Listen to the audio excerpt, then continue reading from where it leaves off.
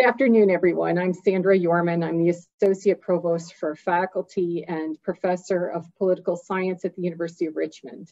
And welcome to the 2020-21 ACS Virtual Convocation Series, and to today's presentation, Mindfulness During a Pandemic, the Positive Impact of Focusing on the Breath. This talk is going to be recorded, and our speakers will present, and then we will have 10 to 15 minutes at the end for Q&A, which I will moderate. So if you could put your questions into the chat, I'll then give them to the speakers at the end, and all of that will be recorded. So our speakers today are Dr. Jennifer Cable, Professor of Music at the University of Richmond, where she coordinates the Vocal Studies program. Her DMA and MM degrees are from the Eastman School of Music, and her BM degree is from Oberlin College.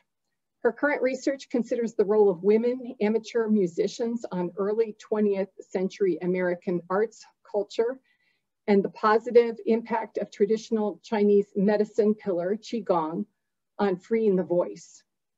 A qi-gong instructor, Jennifer has shared qi-gong in classes and conferences in the US and abroad, introducing other musicians to this mindful practice.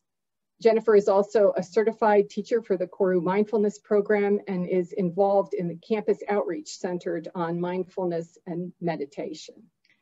She's joined by Mantai Narayan Datta, an associate professor of political science at the University of Richmond. He was born and raised in LA. Mantai went to undergrad at UC Berkeley, taught English overseas in Japan and South Korea, and then later completed his PhD in political science at UC Davis. A big fan of mindfulness, Mantai is now incorporating mindfulness-based practices in the classroom and in his community work.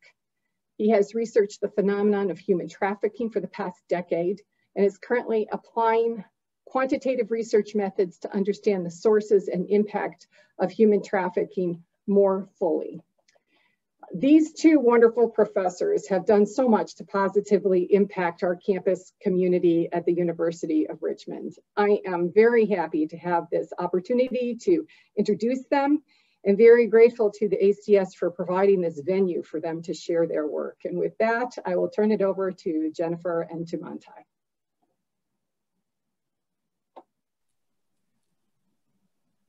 So, Sandra, thank you so much. Welcome, everybody. Jennifer and I felt it would be appropriate to begin with a moment of mindfulness. And so what I'd like to do is invite you, those who are watching live or later on in the recording, to, if you feel so inclined, to join me for a moment of mindfulness. And I'd like to invite you just to sit back and relax and settle into a comfortable meditation posture. You can have your back upright, or if you're at home, you can even be laying down on a couch or a bed. All of that I ask is to invite you to find a comfortable position that feels relaxing for your body for the next few minutes. And you can have your eyes open or closed. I'm going to close my eyes.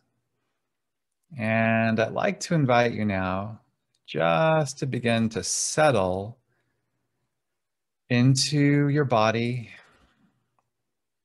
settle into your meditation posture.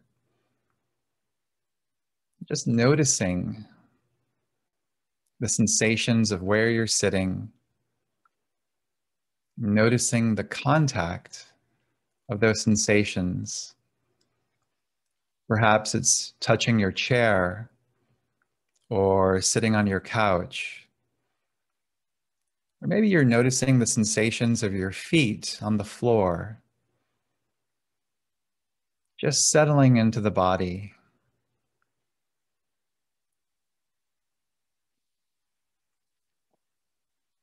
And what I'd like to do now is invite you just to take a nice, big, deep breath on your own.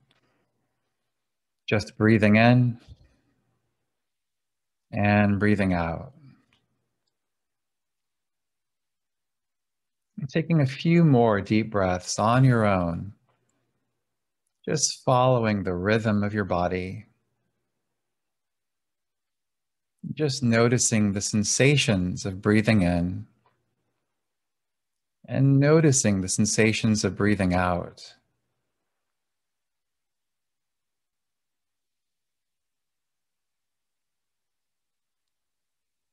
We breathe anywhere from 17,000 to 25,000 times a day, and yet we rarely take a moment to focus on the breath.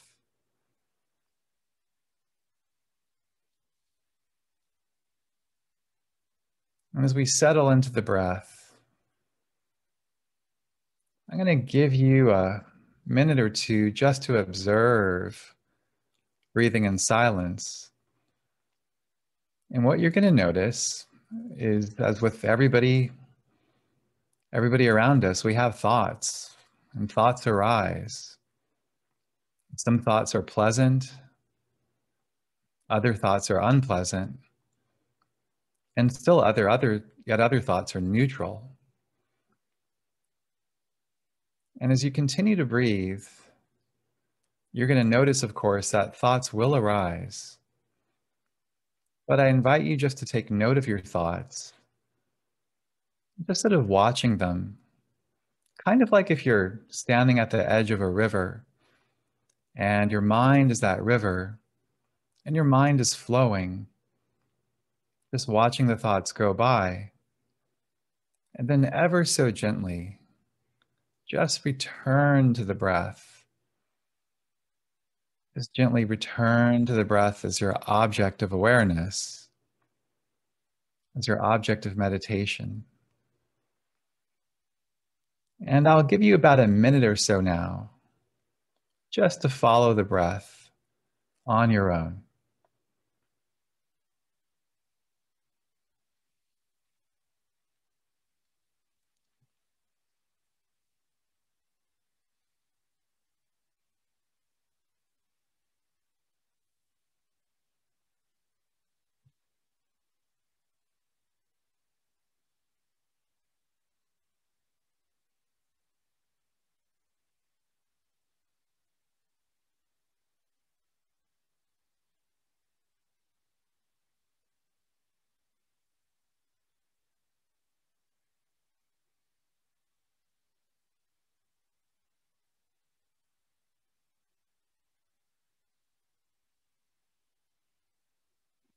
Take about 30 more seconds.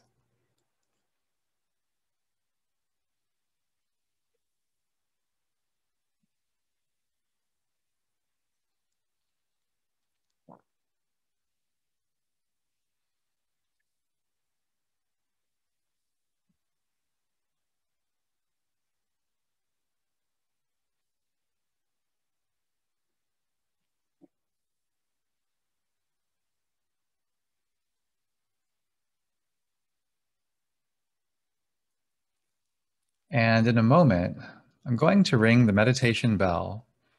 And when I do, I'd like to invite you, as best as you can, just to settle into the moment, being in this moment, not only for the rest of our time today, but even just for the rest of the day. Just realizing you can always find a moment with yourself through the breath.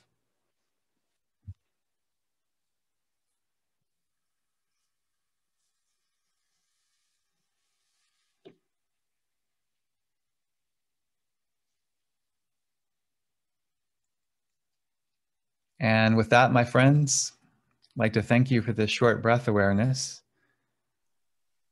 And as we turn things over to Dr. Cable. Thank you, Monty. Welcome, everyone. Thank you so much for joining us today. We know that our students are more stressed now than in the years when we were in college. Dr. B. Janet Hibbs and Dr. Anthony Rostaine, authors of the 2019 book, The Stressed Years of Their Lives, told Fresh Air podcast host Terry Gross that our students experience, quote, more stress and anxiety now because they have grown up post 9/11. There is more anxiety in the family, the school shootings, the nonstop 24/7 news cycle, and the internet itself, which has created a different childhood than that which many of us experienced, end quote. And of course, all of this was before we were engulfed in a global pandemic. Judy Woodruff opened an installment of the PBS NewsHour series Rethinking College, which aired just last week on the 19th, by stating, quote, "Students have long been prone to stress, anxiety, and depression. According to the CDC, 3 out of 4 Americans between the ages of 18 and 24 report poor mental health tied to the pandemic," end quote.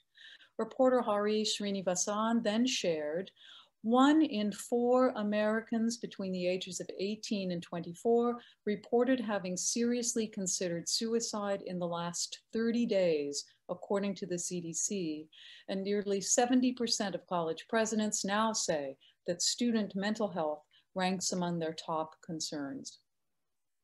How can we, as caring, committed university faculty and staff, help our students to leave the stress outside the door of the studio, the classroom, the office, or the Zoom platform, and enter our learning spaces with confidence and openness to engage with the material that's being offered to them? It might come as a surprise to learn that there are gentle and accessible tools readily available to us to help our students to sleep better, concentrate more fully, engage more readily, and relax more easily. We began our session today with still meditation, with attentiveness on the regulation of our breath, which in turn benefits our self-awareness and emotional control. Near the end of our presentation, we will introduce a form of embodied meditation through qi-gong, one of the main branches of traditional Chinese medicine, and learn how just a few minutes of daily qi-gong practice can positively impact our energy and focus.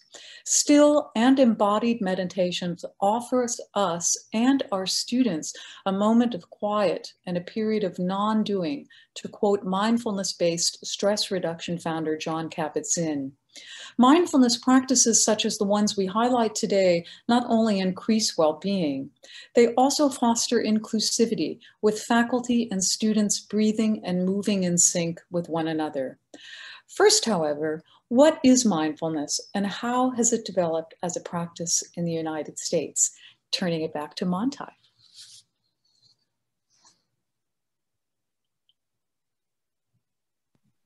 Thank you, Jennifer. What I'm going to do now is share my screen and pull up a PowerPoint presentation.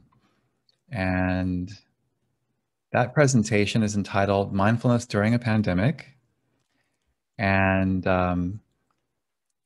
as we are in the presentation right now, we will review some of the terminology on mindfulness, discuss a bit of the science of mindfulness, and talk a little bit more later about what we're doing at the University of Richmond, and then concluding with Dr. Capel's presentation of qi-gong and Q&A. There are different definitions of mindfulness according to experts. Daniel Siegel writes, mindfulness, in its most general sense, is about waking up from a life on automatic and being sensitive to novelty in our everyday experiences, instead of being on automatic and mindless. Mindfulness helps us awaken, and by reflecting on the mind, we are enabled to make choices, and thus change becomes possible. Other mindfulness experts chime in as well.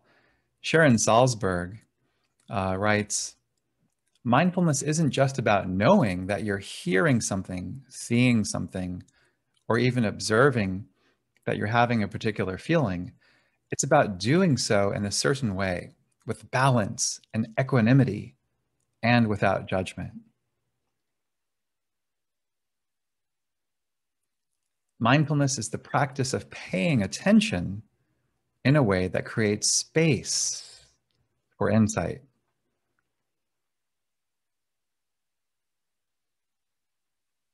Thich Nhat Hanh writes, mindfulness shows us what is happening in our bodies, our emotions, our minds, and in the world. Through mindfulness, we avoid harming ourselves and others.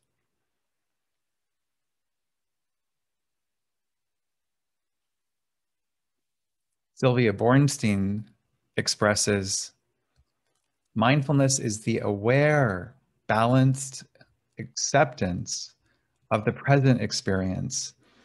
It isn't more complicated than that. It is opening to or receiving the present moment, pleasant or unpleasant, just as it is, without either clinging to it or rejecting it.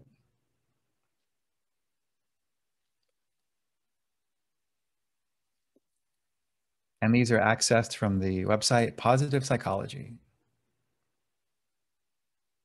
So if those are some definitions of mindfulness, how did mindfulness arrive in the West?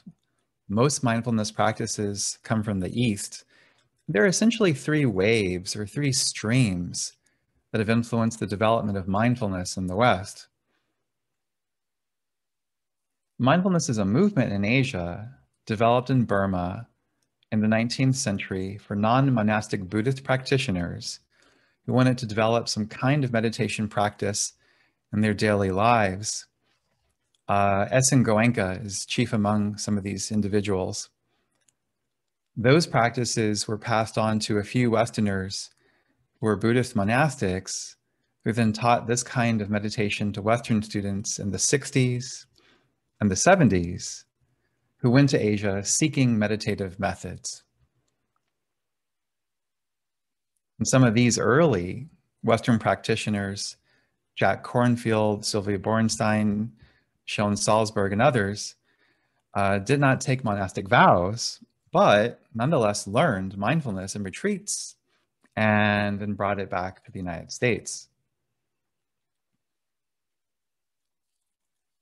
Thich Nhat Hanh brought what we might call a second stream of mindfulness to the West. And Thich Nhat Hanh, who was born in 1926, my God, he's in his 90s right now. He has a compelling life story. He was driven out of Vietnam from his position on the war in Vietnam, where he immigrated to France. And he settled there in France, starting his Plum Village Monastery. And he began to reach out and teach Westerners in Europe, teach Westerners in the United States. It actually had a very dramatic influence on the thinking of Martin Luther King Jr. on the war in Vietnam. And for Thich Nhat Hanh, his legacy is teaching a very simple way of bringing the mind to the present moment, not only while sitting in meditation, but also in daily life. At the village, Plum Village in France, there's a bell that's rung every 15 minutes just to bring awareness to everybody there to pause, reflect, and be in the moment.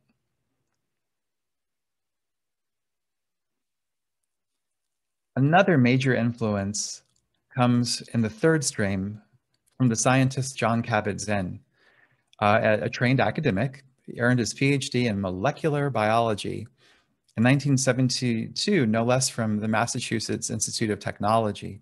So a fully trained Western scientist who became interested in how mindfulness meditation might be helpful for people first experiencing chronic pain. Jon Kabat-Zinn brought meditation and mindfulness practices into hospital settings, and he did this to teach patients how to manage fear and anxiety brought about by chronic pain. And he had enormous success with patients essentially developing a whole entire school of thought of mindfulness-based stress reduction, now offered all around the world, or MBSR. And MBSR is a cornerstone to the mindfulness movement in the West. It is something, I took a course in it at UVA, by the way, and it was phenomenal. It was an 8-week training. Jon Kabat-Zinn then began to initiate the rigorous scientific study of mindfulness-based practices using rigorous standards of natural science inquiry. And that began this entire field of tremendous interest from the scientific community in studying the benefits of mindfulness practice. And the floodgates were opened. And just to recap this, or to end this first part of our presentation, this is a picture of the human brain. And what John Kabat-Zinn did was he initiated the science of what scholars, or he was a part of what scholars call the science of neuroplasticity. And in this image, you see an analysis of magnetic resonance images, which focus on areas where meditation-associated differences can be seen in earlier studies. And these studies showed that the gray matter of the brain, known for areas related to learning and memory, and even structures in the brain associated with compassion, those areas have been shown, scientifically studied, to grow and increase through the science of mindfulness, through practicing, having a daily practice. And this seems too good to be true, but this is what the literature has concluded, that mindfulness can shape the brain in a way that grows those parts of the mind associated with compassion, and even those parts of the brain associated with happiness. And with that, that is a brief background on what mindfulness is and how mindfulness came to the West. Thank you, Monty. Let's speak a little bit more about the science so we can dig into that just a little bit more deeply. In our 5-minute breath awareness meditation, our brains were positively impacted, so we can look at the science from that standpoint. From a study in 2008 on the negativity bias and socio-emotional development, quoting from that study, there's ample empirical evidence for an asymmetry in the way that adults use positive versus negative information to make sense of their world. Specifically, across an array of psychological situations and tasks, adults display a negativity bias, or the propensity to attend to, learn from, and use negative information far more than positive information. This capacity to weigh negative input so heavily has likely evolved for a good reason. That is, to keep us safe. But simply put, we more quickly respond to negative stimulus than positive. So it's no wonder our students have trouble seeing the positive side of things, and they carry that weight along with them. We, being humans ourselves, also carry that negativity bias with us. Yet there is good news. We can change the brain. In a podcast entitled How to Change Your Brain, which was broadcast on September 6, 2020, psychologist and mindfulness practitioner Dr. Rick Hansen stated, "The brain is really good at learning from single experiences of worry, hurt, anger, or inadequacy. It takes the repetition of many experiences like gratitude or self-worth to shift from state to trait. People who routinely practice mindfulness, and in this case, 5, 10, 15, even 20 minutes of meditation a day, have improved structure and function in regions of the brain that support improvements in 4 major personal capacities. 1, to regulate their attention. 2, to be aware of their body and to be more self-aware in general. 3, to be better able to regulate their emotions, their impulses, and their reactions. And 4, to have a more lighthearted and integrated sense of self. Throughout the podcast, Hansen confirmed that we can change our brains through practice by repeating states. So whether we're practicing, say, in my world of music, the violin, or whether we're practicing happiness in the world of mindfulness, we can change the brain. From a study published in 2014 and shared in The Mindful 20-something by Holly Rogers, we have this result. Inhabiting the present moment can change your brain. A meta-analysis determined that there are 8 regions of the brain that are altered by meditation practice. These brain regions are important in regulating emotions, improving memory, and increasing attention and awareness. Remarkably, this proves that we can alter the structure of our brain, improving its function in important ways, simply by learning to focus our attention in a particular manner. The authors of the study observed that one of the most interesting results to emerge from the nascent literature on brain structure and meditation is just how few hours of training seemed necessary to induce neuroplastic changes. In the same way that exercise can build our muscles, meditation can help to build our brain. Sarah Lazar, a neuroscientist at Massachusetts General Hospital and Harvard Medical School, has led 2 studies on mindfulness meditation and the brain. In the first study, Dr. Lazar and her team found that long-term meditators, quote, had more gray matter in the frontal cortex, which is associated with working memory and executive decision-making. Our cortex shrinks as we get older, making it harder to figure things out and remember things. But in this one region of the prefrontal cortex, 50-year-old meditators had the same amount of gray matter as 25-year-olds, end quote.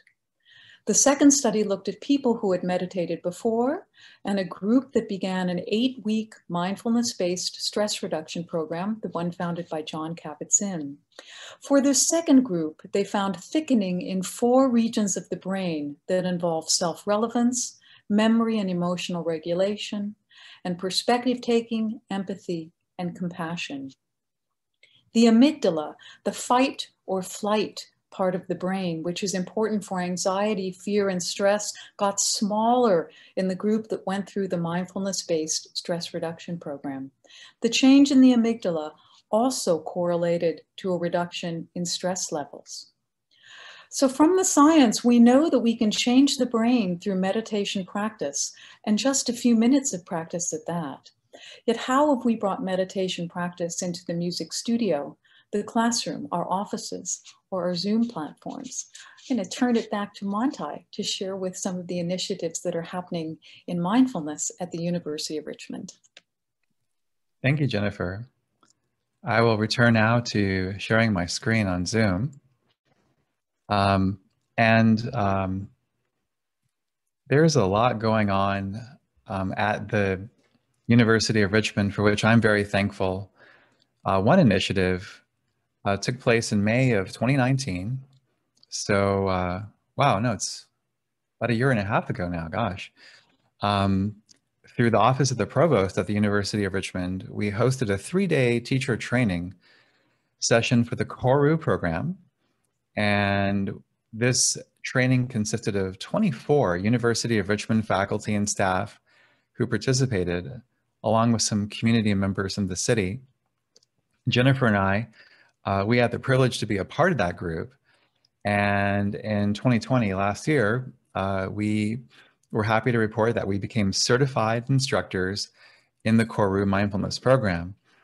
And Koru, it's run out of Duke University, and it was developed by 2 US psychiatrists, Doctors Holly Rogers and Margaret Mayton over at Duke.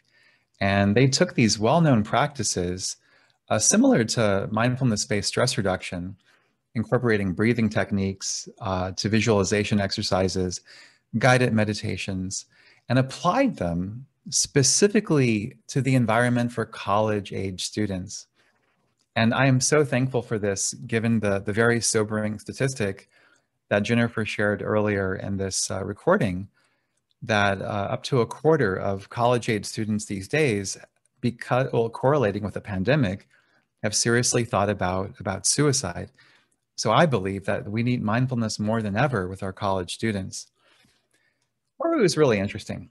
It's a curriculum, and it centers around building practical skills that students can then use to manage their stress, focus their minds, and gain a little more perspective on issues and challenges that they're facing in life. Rogers and Mayton developed classes aimed specifically for students and young adults, and with an emphasis on accessibility, practicality, and finding immediate results. So for instance, the Koru program runs for about 4 weeks, whereas mindfulness-based stress reduction programs run about 8 weeks, and those MBSR programs are a bit longer. Koru is a bit shorter and a good fit for college-age students. Since the fall of 2019, me, along with other faculty and staff, all with the support of the Office of the Provost, we have enjoyed regularly teaching Koru classes, a Koru Basic and an Advanced Koru class for students at the University of Richmond who are interested. and applying these techniques to our other mindfulness practices, to working with people in the community. Students at U of R, they sign up for our sessions, and our sessions tend to be a little small, anywhere from 6 to 10 students, and they commit to meeting once a week for 4 weeks in a row. And each session is about 75 minutes.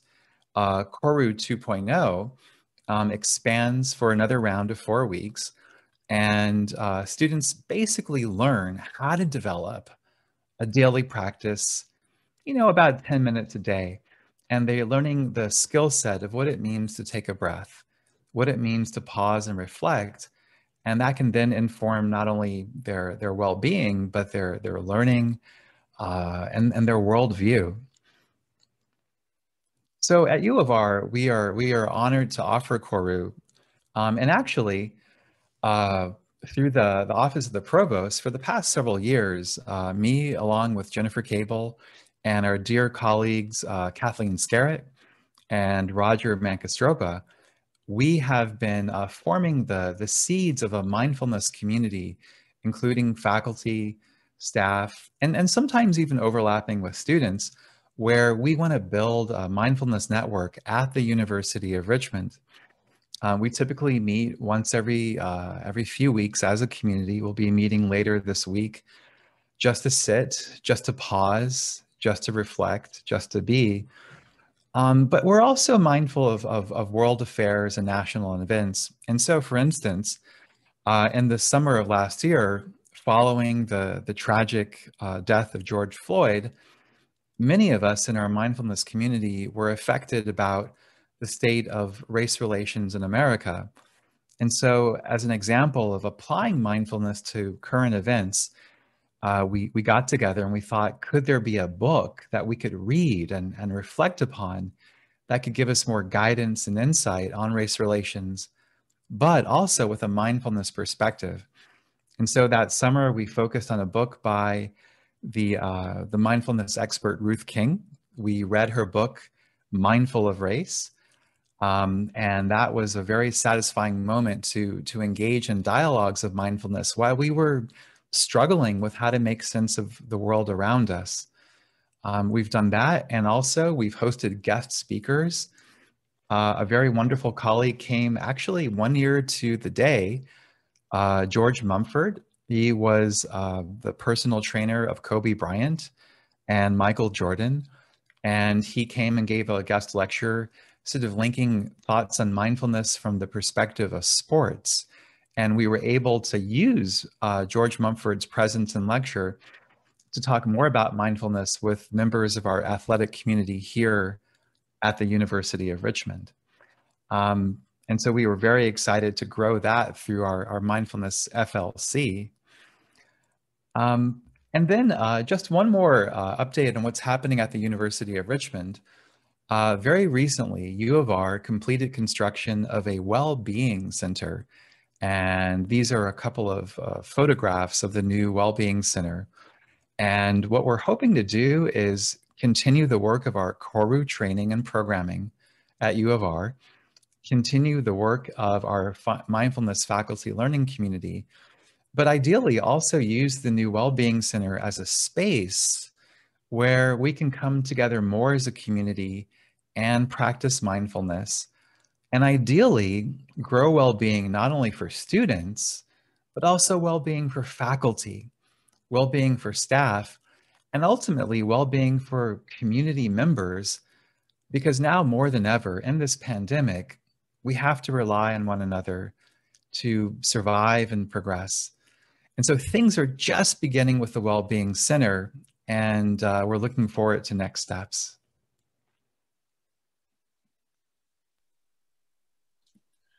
Before opening up for questions, let's close our formal presentation today by experiencing embodied meditation through the practice of qi-gong, translated qi as energy, gong as practice, so energy practice. Qi-gong is one of the main pillars of traditional Chinese medicine. Qi-gong sequences are designed to remove energy blockages along the meridians, maintaining balance and health in the body. In qi-gong practice, we align our physical movement with our breath, This is a critical part of qi-gong.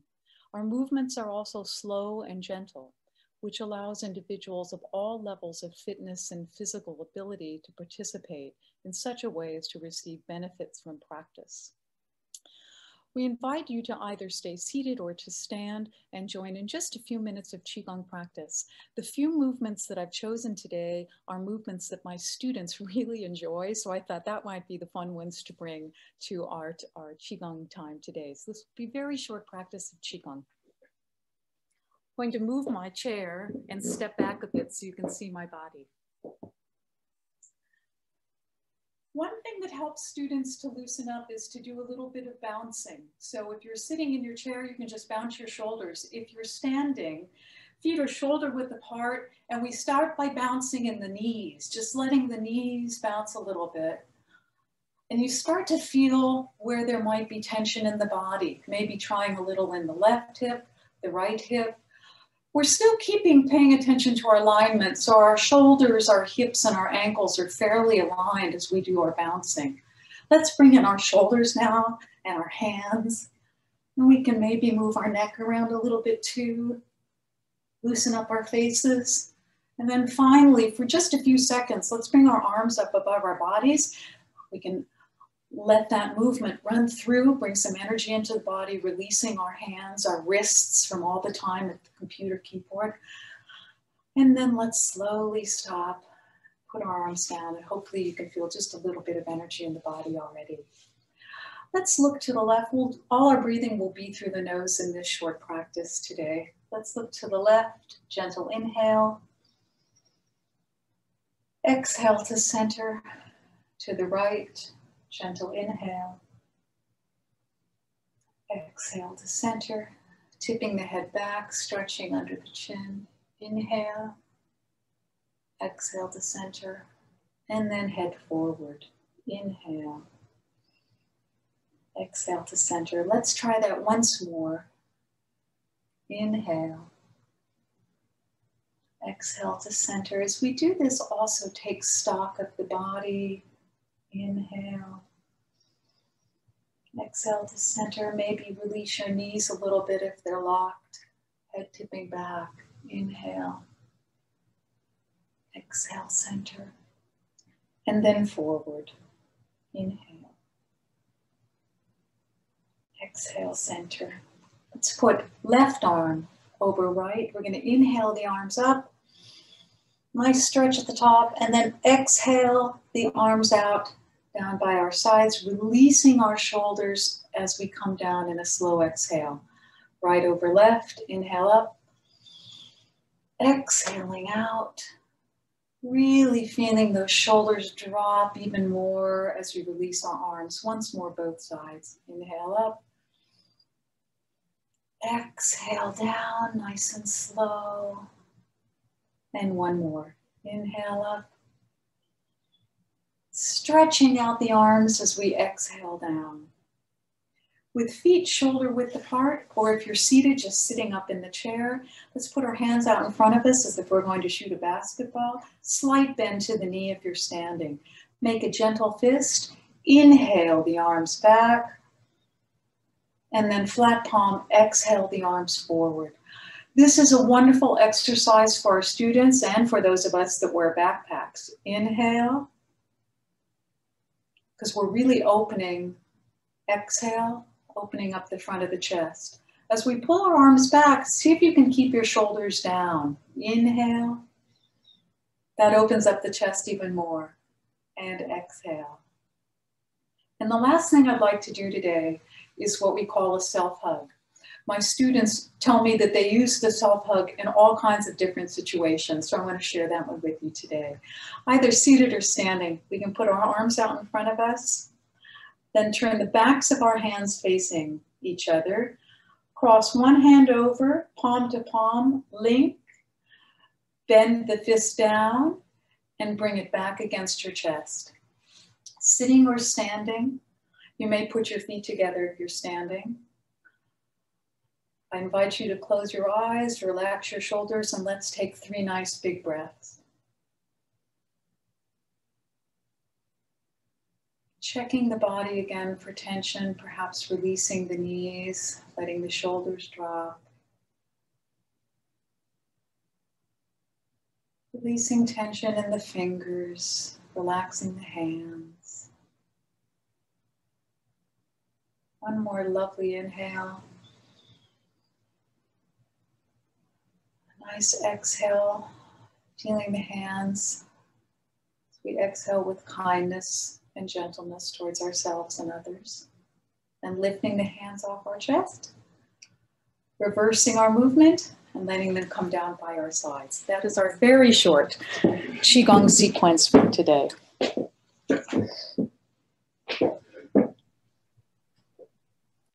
Thank you so much, Jennifer.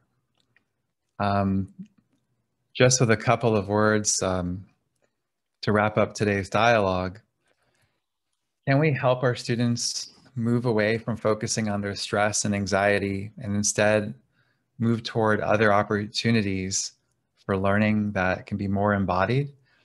Yes, we can. Can we do this just a few minutes at the start of a lesson or in class?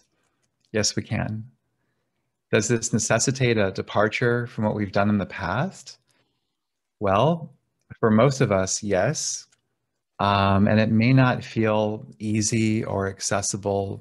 Maybe it feels awkward. Maybe it feels a little strange. Yet nothing is easy or accessible right now as we grapple with the changes that we're facing right now in the pandemic. These are tough times. And so we invite you to think about being willing to try something new, something different to help our students to regulate their attention, to regulate the body, using the breath, just to be a little bit more aware, a little bit more in the present moment. And if you are up for this, if you're game for this, we welcome you to join us. We are very, very happy to grow our community. Thanks, Monty. Thanks, Jennifer. Let me remind everyone that if you have a question, please put it in the chat. We've got a first question that's come up, which is, I'm interested in whether you've measured quantitatively or qualitatively changes in student learning as a result of the intentional mindfulness practice in your classes. I'm happy to just share the experiences that my students have shared with me, which is as far as I've been able to take this so far. And I want to take it on two levels. Students have used qi-gong or other mindfulness practices, even meditation, in my discipline, before walking on stage. They have told me that it's making a huge difference in the work that they're doing, in their singing work, in their music work. It's also making a difference for those students who are using qigong practice or mindfulness practice before giving talks in classes, before giving presentations. Students are using mindfulness practice before they are taking job interviews. So they are finding ways to take these practices that Monty and I and other colleagues here at the University of Richmond are sharing. They may encounter it within our discipline, but they are taking it far outside of the discipline. And one more thing to share, some of my students have said that they use these mindfulness practices before they're about to have difficult conversations with a friend, with a partner. I just can't. There are so many ways that students are using it. And really, you know, my initial starting was just to bring it into my singing work, and it's gone so far out of that. Monty, you may have something to share.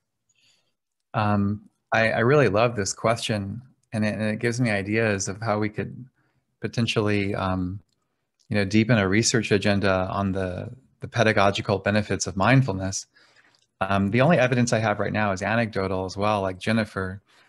And more often than not, my students have shared from recent semesters that they've benefited from these moments just to take a deep breath. And it's helped not only with exams, with midterms or final exams, it's helped more importantly, I think, with pushing back against depression, pushing back against all of the stress that we're feeling. And so I think anecdotally or qualitatively, the students are fully on board In fact, they're so on board that if for some reason I don't start class with a moment of mindfulness, they kind of let me know, like, hey, where's the meditation? Because I think they know it feels good, and it's something that helps them relax and let go in a society where normally we're kind of asked to overperform. And they literally just need that moment to catch a breath. So thank you. That's an excellent question.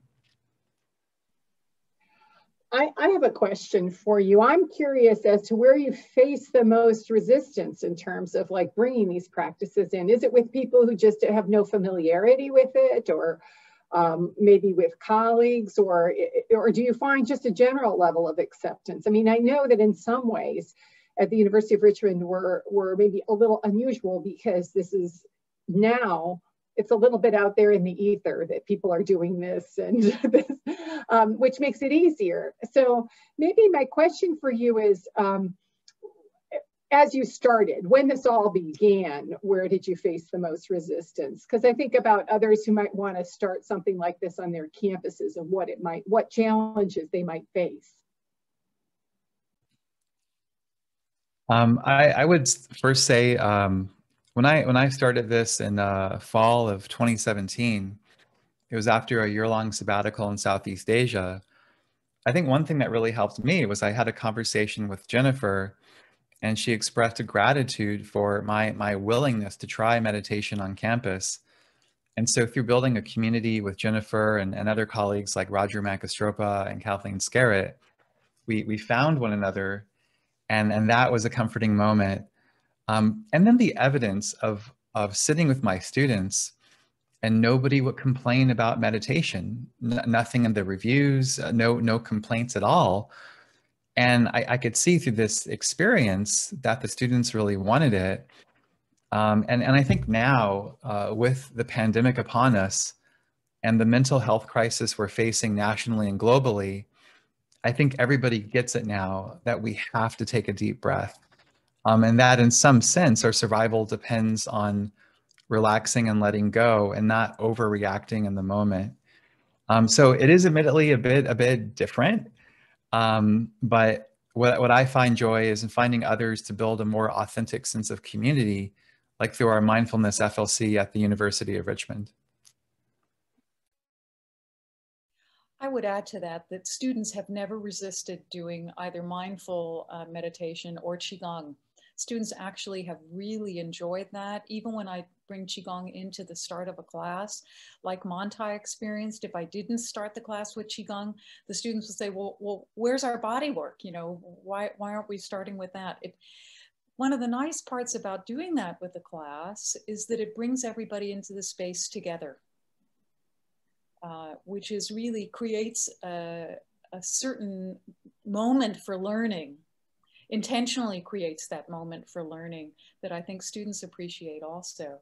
But it is challenging. I think the first thing to do is to try and find like-minded people on your campus, reaching out through some kind of campus community line to be able to say, is anybody interested in mindfulness practice? And is anybody doing mindfulness practice? Starting there, because once a community starts with the faculty, then it's easier to have friends to talk about, well, I'm trying this in my class or in that class.